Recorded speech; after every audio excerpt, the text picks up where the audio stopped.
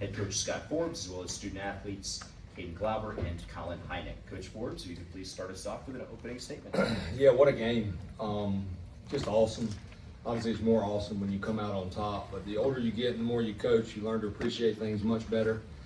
You have way more perspective. I got to see a former player's wife right after the game. We lost that player earlier this year, and just how much fun they're having with his young son. So that just instantly reminded me about the perspective. East Carolina, man, they played hard, very well coached, really good players. Not surprising, that's who they are. So credit to them. I thought they had to have a really good outing from Luke Payne. He threw the ball really well, kept them in the game. And then big swing of the bat down there by my man from Georgia, Colin Hynek. First time he's played in the postseason. To see him run around third base and I thought DeCaro battled. I thought he had pretty good stuff. He just could not get to his off speed, and they're very disciplined, and we couldn't put him away with off speed. And Globe came in and threw really, really well. Got a big out with Norby after they scored 2. And then give credit to Coach Gaines. I was in the middle in the ninth. I needed to be pushed over because I wasn't sure what I was going to do. And when your pitching coach feels very strongly that we need to go to McDuffie, we did. Obviously, Globe didn't like that, but he'll like that he's available the next 2 days or one day, hopefully. But a great win, a great crowd. Just happy for everybody here because, again, I think back to 2006 and that first regional that we had hosted in forever and how much this has grown here, how excited everybody is and how baseball is a big deal. I just think that's awesome. We'll open the floor to questions. As always, raise your hand when I call on you. Please state who your question is directed towards. We're going to start in the middle, standing on the right. Colin, you played a lot of baseball, but to have this moment in your first postseason, what was that like as you were rounding the bases? Yeah, it was a lot of fun. Being able to bring the team back into that game. Like you said, I haven't played in the postseason, haven't played past the conference tournament. So, that's part of why I came here, right, is to be in moments like this. So to be able to come through, that was pretty special and something I'll remember forever. Front row, middle, Grace. Colin, you and Coach Forbes have a discussion during that at bat before you hit the homer. Just what did Coach say, and how did that help you reset when you went back to the plate? Yeah, he just told me to stay short, hit something in the gap, and that he believed in me, and that if he was betting, he was going to bet on me. So it's a couple times now this year he's stopped me to let me know that he believes in me, and that means a lot coming, especially from your head coach. So it kind of gives you an extra confidence boost in the box. Middle row, RL. RL Editorial Tribune. Dovetailing on that, what led you to interrupt the at-bat and talk to him, and what was your thinking there? And obviously it worked. Yeah, the players are the ones that make the coaches look good. I got lucky because he took a great swing right there. I wasn't sure if it was going to get out, but looking back at the replay, I think he thought it was out of here. Not that he pimped or anything, he still ran. I just thought that the first pitch was a really good pitch. It was a change-up. Colin will sit on pitches at times like any hitter will, and I just reminded him, to stay short to whatever was coming and not let himself get long. He fights that sometimes. And my gut was, being a pitching coach for all those years, I know what I probably would have called. I would have thrown the first pitch change up and then probably gone fastball, try to go at the top. And I'm glad he got the fastball, but he did it. So all credit to him, but really just felt like I didn't want him in between on what to look for. Just be short to it, try to find a gap. Middle row left, Pat. Colin, 6 multi-hit games for you in the last 10. Just kind of what's been kind of the key for you just during this stretch? I think I've done a better job of getting good swings off. I'm not in between as much. I think when I've struggled this year, that's been the case a lot, or swinging at bad pitches and taking the good ones. So when I'm getting good pitches, I'm getting swings off right now. That's a credit to our coaching staff. We've worked a lot on that with Coach Weirs, Coach Martirano, and Coach Jackson. So just getting good swings off. Middle row right, Michael. Coach, your 7, 8, 9 hitters, Tyler, Colin, and Carter French, scored 4 of your 7 runs, had a lot of good at-bats. What was helping with their approach at the plate, and how much more dangerous can this lineup be when that bottom of the lineup is producing? Yeah, you're trying to roll it obviously to the top. It can be tough making those decisions because Rom's been hot as well.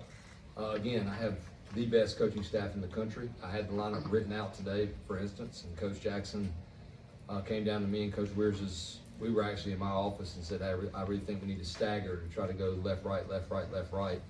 And we did, and obviously Gavin had the big at-bats, and those guys in the bottom allowed him to have those big at-bats. You know, I feel like we're pretty potent 1 through 9. We have some options off the bench, and it's such a team. Like, you know, that's what I enjoy the most about this team. Like, Ron Kells don't care. I mean, he wants to be in there, but he cares about us winning, and he's going to have the biggest smile on his face tonight. And because of that, when he gets in there, something good is going to happen to him. But all those guys at the bottom, they know what their job is, and they're to roll the line up and get back to the top. Front row right, Spencer.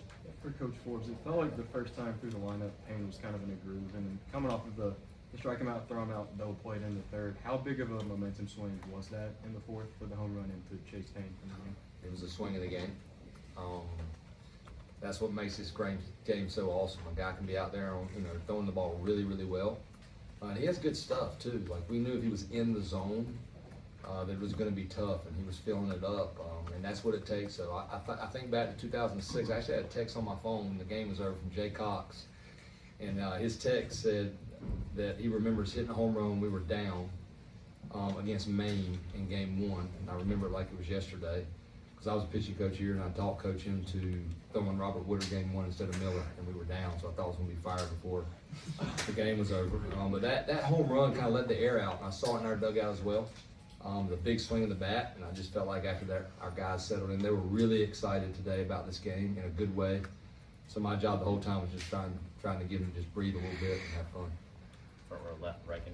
Caden, what were your emotions between at-bats? The first guy you face, you walk him, you get the inning strikeout, and the next batter, and how did you use that to kind of fuel your performance the rest of the way? Yeah, just try and stay calm, collected. Can't get too high, can't get too low, and just come with the mound of the fans, just get you going. So just try and use that momentum to your advantage every time. Front row middle, Tommy. Tommy Ashley in South Carolina. Caden, same sort of question, but how much does a game like the Clemson game and your other high leverage situations help you going into this one? And what was the heart rate like when you're coming out there? Yeah, those situations definitely helped me out. Been in them before, and I think everyone on our team performs their best in the high situations. So we had a great team win today, and the heart rate, just you have to stay the same throughout the whole time. Exactly, can't get too high, can't get too low. Middle row on the left. Oh, okay. On front row, Grace. Caden, the slider seemed to be a really big put-away pitch for you today. Just how have you seen that pitch evolve in your arsenal, especially in tough situations? Yeah, this ECU lineup's a really good lineup. So every pitch has to be your A pitch. You got to get your slider good, better, best, and they can swing it and they have a good eye. So you got to make sure you throw every pitch with conviction and your best pitch. Or left, Joe. Caden, how big was that 3 spot in the 6 they put up to allow you to go back out there and attack with confidence? It's huge. It's huge for sure. The momentum is game changing, and you're never worried about getting behind or with this lineup that they can put up runs no matter what, any inning. So it's a very good momentum. Front row left, Riken. Coach, with the competitor that Jason is, do you see a window for him to maybe come back and pitch at some point this weekend and try to kind of make up for, a less than stellar performance today? Oh yeah, we don't ever try to make up. We're process oriented. We as soon as that game's over, we take our showers and go home. It's just one of our rules.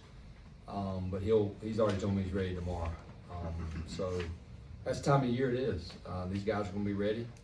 Whether or not we use them, I'm not sure. But we'll have catch play before the game. If they feel good, that's why you take care of your pitchers so they can go out there in big moments like this and get back out there. Like this high school senior to my left. Back row left, Shelby. Yeah, question for Forbes, if you don't mind me asking, what's like when you're coming off the field there, you're like waving to someone up kind of above the stands or in like the box here, just what that was and if you could explain that. Yeah, it's family. My dad got diagnosed with pulmonary fibrosis, so it's been tough. But he's here, and he's here every game. So I just make sure that I appreciate that because he's been to so many of my games, and he's still going. We have to keep an eye on him because he has to use some oxygen now, but I know when my mom leaves the house, he gets on a ladder and starts working, so we get on him. But I'm just thankful that he's here, so obviously I find him because it is what it is. Life can be short, but he's still getting after it, and I always just want to make sure I can find him because that's important to me as well as the rest of my family. Front row middle, Grace. Coach Cooper in the bottom of the third had 2 catches in foul territory, and you're not really going to see that in the box score, but just how big are those tiny plays like that? I mean, you have to pitch and you have to defend. You can't win a championship without it.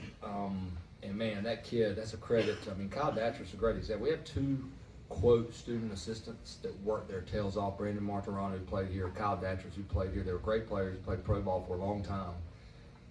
If I could hire him today, I would, because they've helped us win. And he spent so much time with Cooper Nicholson. He was a second baseman at his junior college. So we had to convert him for us to play the lineup that we wanted to play, knowing we wanted to move Gavin in the middle. And man, that kid's he made the unbelievable play yesterday when he stepped on third and threw it across.